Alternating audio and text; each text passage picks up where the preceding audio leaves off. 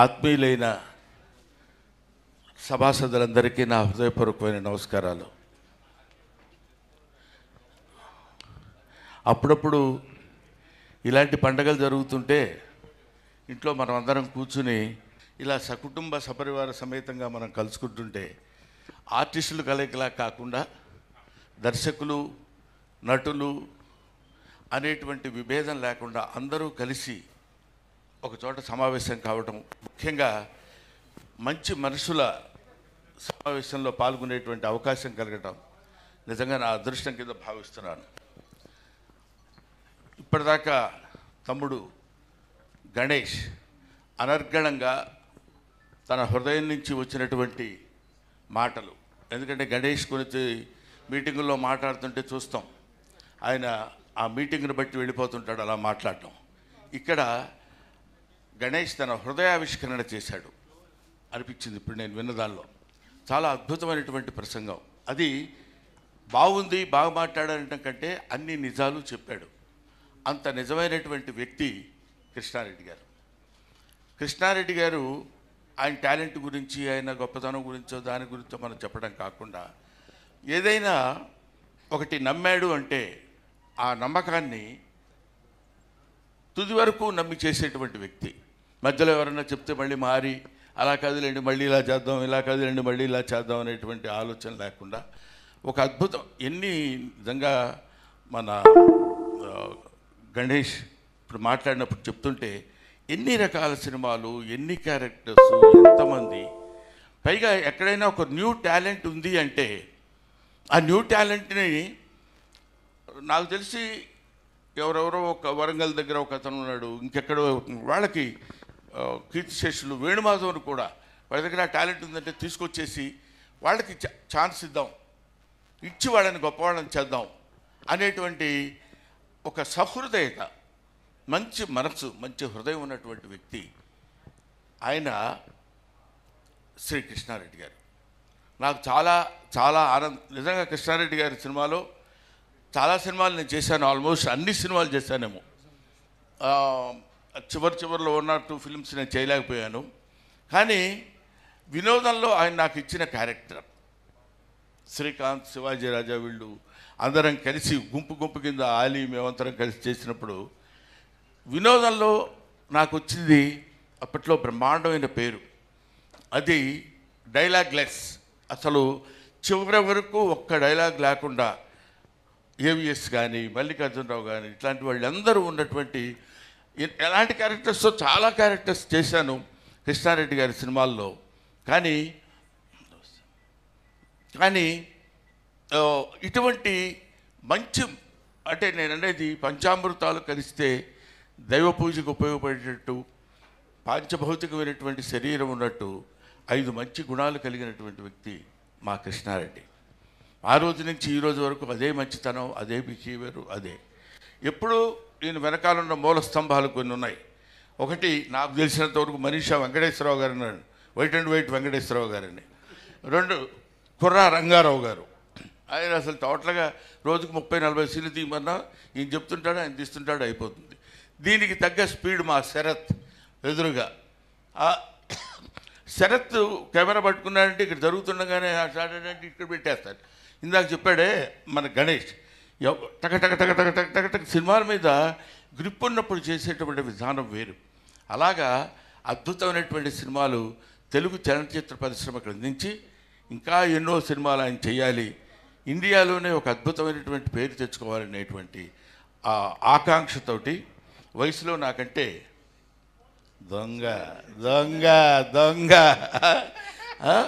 కాబట్టి ఆయన్ని అభినందిస్తూ ఆశీర్వదిస్తున్నాను. Thank you very much. తర్వాత ఎంతోమందికి అక్కడ ఎదురుగా కనిపిస్తుంది మా అమ్మాయి సుచిత్ర, చంద్రబోసు, ఇట్లాంటి వాళ్ళందరినీ చూస్తుంటే అసలు ఆల్మోస్ట్ ఇవాళ ఇప్పుడు నేను ఇక్కడికి రావడానికి రీజన్ ఏంటంటే మా రెండో కోడలు, అమ్మాయి కోడలు ఒకటే అనుకోండి, రెండో కోడలు సీమంతం లాంటి చిన్న ఫంక్షన్ జరుగుతుంది ఇంట్లో. అయినా దొంగ దెబ్బైనా వేసి కనపడకుండా ఇప్పుడే అర్జెంట్ పని ఉంది వెళ్ళొచ్చేస్తానని చెప్పి ఇక్కడికి వచ్చి ఇలాంటి ఫంక్షన్లో పార్టిసిపేట్ చేయకపోతే ఏదో గిల్టీగా తప్పు చేసిన ఫీలింగ్ ఉంటుందని నేను గబగబా ఇక్కడికి వచ్చి మీకు కనపడి వెళ్ళిపోదామని అనుకున్నాను. Thank you very much Krishna Reddy గారు, thank you very much Achi Reddy గారు. వీళ్ళిద్దరూ రామలక్ష్మణులు అప్పుడు ఎక్కడ ఎలా ఉన్నారో నాకు తెలియదు, కానీ మళ్ళీ రామలక్ష్మణులు అంటే అదేదన్నా ఏదో అవుతుందో లేనిపోతుంది. ఇందులో రాముడు ఎవరో లక్ష్మణుడు ఎవరో అసలు తెలియదు. పైగా నాలాంటి వశిష్ఠుడు లాంటి వాడు ఏదో ఒకటి వాగేయచ్చు. కాబట్టి వీళ్ళు ఒక అద్భుతమైనటువంటి, అంటే ఇది స్నేహం కాదు, వీళ్ళిద్దరిది ఆత్మీయత. స్నేహం వేరు. స్నేహం అందరం, మనతో స్నేహితులు చాలామంది ఉంటారు, మనం అందరితో స్నేహం చేస్తుంటాం. కానీ ఆత్మీయత అంటే రెండు ఆత్మలు కలిసినటువంటి స్థితి. అటువంటి ఆత్మీయులైనటువంటి వాళ్ళు వీళ్ళిద్దరు. ఒకే తల్లి కడుపును పుట్టకపోయినా ఎప్పుడు ఇలా ఒక 50 సంవత్సరాలు లేదండి మీ ఇద్దరు ఫ్రెండ్షిప్? 50 పైనే. 50 సంవత్సరాల పైనుంచి ఇవాళ వస్తే 4 రోజుల తర్వాత మళ్ళీ మాట్లాడాలంటే చిరాగ్గా ఉండే రోజుల్లో 50 సంవత్సరాల సుదీర్ఘమైన ప్రయాణం చేయటం చాలా గొప్ప విషయం. ఇక్కడ మీకు సీక్రెట్ చెప్పాలి. నేను చెబుదామా వద్దా అనుకున్నాను, కానీ ఆడ కనపడితే చెప్పాలనిపిస్తుంది. ఎదురుగా ఆలీ అది ఏ సినిమా అండి? మనం అక్కడ ఫంక్షన్ చేసింది మాయలోడు ఫంక్షన్ జరుగుతున్నప్పుడు ఆలీ దానికి డ్యాన్స్ వేసాడు. డాన్స్ వేసినప్పుడు ఏంటి వీడు ఇలా డ్యాన్సింగ్ ఏంటి, వీడు యాక్టింగ్ ఇంత అద్భుతంగా ఉంది కదా గురువుగారు, మనోడిని పెట్టేదన్నా ఒక సినిమా చేస్తే బెటర్గా ఉంటుందండి, అసలు హీరోగా కూడా అద్భుతంగా చేస్తారు సార్ అని నేను ఈ అచ్చిరెడ్డి గారితో ఈయనతో అంటే ఇప్పుడు నేను అనటం వాడు అనటం ఇంకొకటి అనటం కాదు, ఇదంతా కర్మానుసారణ బుద్ధి. ఒక్కొక్కడికి ఆ సమయానికి వాళ్ళకి ఆ అదృష్టం అతనికి ఉండబట్టి ఆలోచన వీళ్ళకి కలగబట్టి నా ద్వారా ఐఎమ్ ఇన్స్ట్రుమెంట్ నాకు అనిపించింది. నేను చెప్తే యమలీల అనేటువంటి ఒక అగ్ర హీరోతో చేయాల్సినటువంటి సినిమా దాన్ని కాదులే మనం ఆలీతోనే చేద్దామని. ఇది ఇలా సాఫ్ట్గా కనపడతాడు కానండి, పరమ దారుణమైన మూర్ఖుడు. మూర్ఖ శబ్దానికి అర్థం అంటే చాలామంది మూర్ఖుడు అంటే ఏదో తిట్టాడు అనుకుంటారు. మూర్ఖత్వం లేకపోతే రమణ మహర్షి అంతటి వాడు అయ్యేవాడు కాదు. మూర్ఖత్వం లేకపోతే బుద్ధుడు అంతటి వాడు అయ్యేవాడు కాదు. మూర్ఖత్వం లేకపోతే అబ్దుల్ కలాం అంత గొప్పవాడు అయ్యేవాడు కాదు.